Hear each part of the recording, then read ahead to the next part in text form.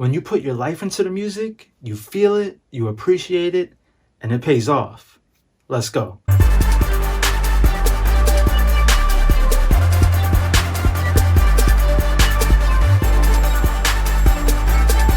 So Donda, it's Kanye's 10th studio album and solely directed to his late mother. So his mother Donda died after complications from having plastic surgery at only 58 years old. You guys already know Kanye and his history with the public, with the media, but his mom was his world. So when they lost that relationship, his life just changed forever. This new album just appears to be a promise and dedication to his mother, and it's just so special once you hear it from front to back. It's just very inspirational, influential, and also innovative with a good mixture of gospel and hip-hop. He sings about what's really going on in his personal life, such as his struggle to regain his faith, and also dealing with his divorce in the public eye. Kanye was born in Georgia, but grew up in Chicago. We all know this, but this guy continues to be a marketing genius because he had 3 listening parties before the album even dropped, and it was public. So as a fan, if you knew about it, you were able to live stream it on Apple Music. And honestly, for me, this was something that I never heard of before.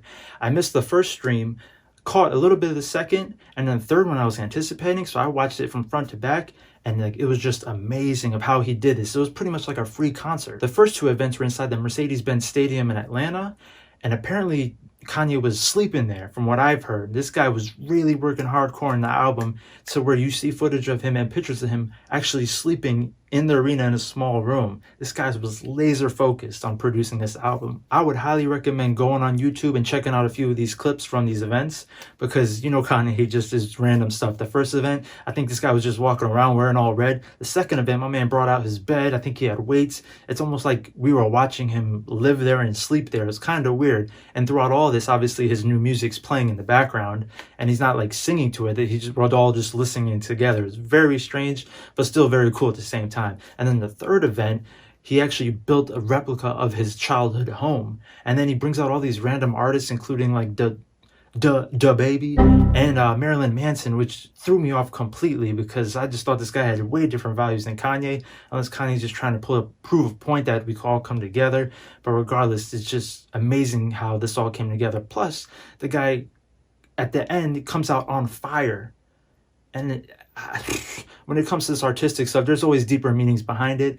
But man, it was just impressive. But leading up to the release of this album, it was just funny and kind of weird overall because Kanye, probably because he's a perfectionist, he kept pushing back the album, hence the 3 freaking listening parties. And usually albums come out on Friday, but I just woke up on a Sunday and it dropped on Sunday. Maybe because it's gospel related, I don't know. And apparently Kanye was actually mad because he didn't want it to drop and the label released it anyway. And it's just so funny watching some of the memes online because someone at the corporate executive level pushed a button and released it. And for us fans, we're not complaining. We're happy you did. Sorry, Kanye, but I'm listening to it. I'm gonna listen. No more refills! Give me back them toys, you freeloaders! Show's over, cheapskate!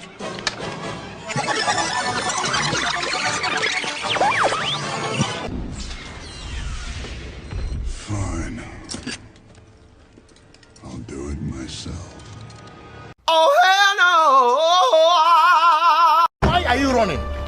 Why are you running?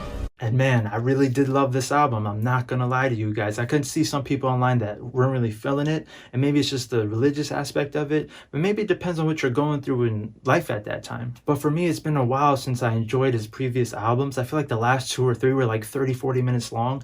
This one you could say is probably way too long, but I actually enjoyed it because it was a good mixture of songs, different sounds, different vibes. But Kanye himself, he's always taking risks, right? Sometimes for me personally, I don't agree or like the risk he takes in regards to the music, but this one I feel like just every song is a good song, if not great song, depending on what mood you're in. But honestly guys, this album really changed my whole perspective of the rap game, the hip-hop game, honestly just the music game in general, because at this point Kanye, although his rhymes might not be as good as they used to be from like the college dropout days, just his musical genius behind his production and how he does his songs. I can see some people get mad, well, why don't they put drums here or why don't they do that? He obviously has a vision of how he wants the story and song to be told and portrayed. And when you listen to this album, you really visualize the story that he's telling. It kind of starts off somewhat dark, but ends on such a bright tone where you feel like you're kind of being lifted up to heaven.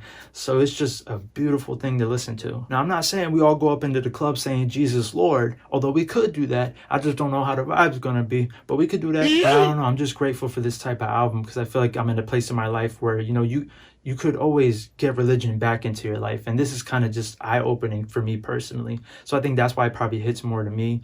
And I just appreciate Kanye for just putting different types of vibes throughout the album. It's not just kind of like a dark tone throughout the album. It's not just like a 30-minute album.